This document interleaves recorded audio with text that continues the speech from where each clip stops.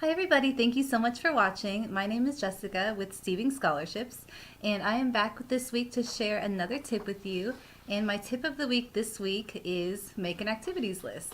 So when I was applying for scholarships, I realized after probably my third or fourth scholarship that I was kind of doing things the hard way.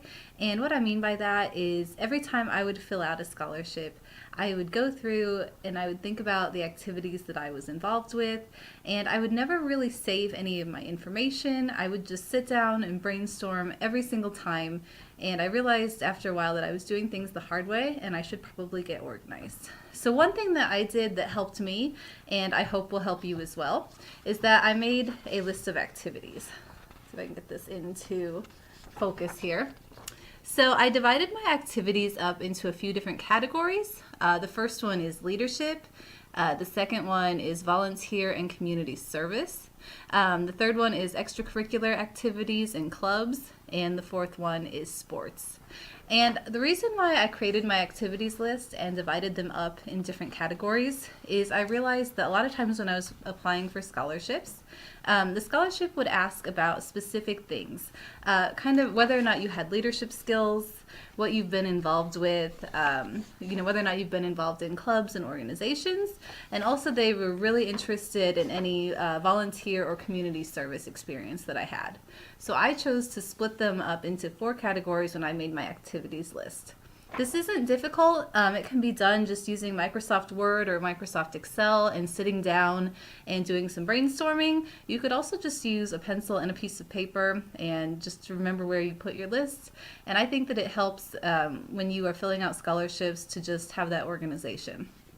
So some ideas I have for you if you're trying to think of things that you could write down that you've been involved in. I just brainstormed a few things that either I was personally involved in or that I've seen students at my school participate in.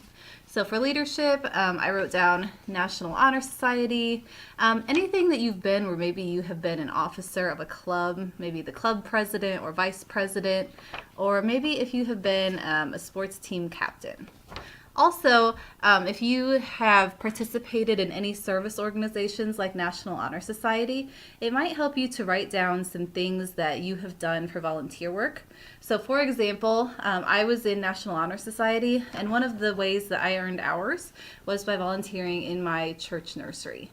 So not only was I able to write down that I was a member of the National Honor Society, and I could write that down for leadership, I could also put down some of the service projects I had specifically done to earn my hours in National Honor Society.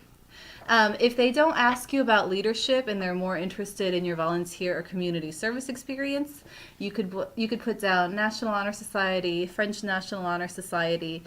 You could put down that you have raked leaves, that you have helped out the elderly or volunteered at a homeless shelter.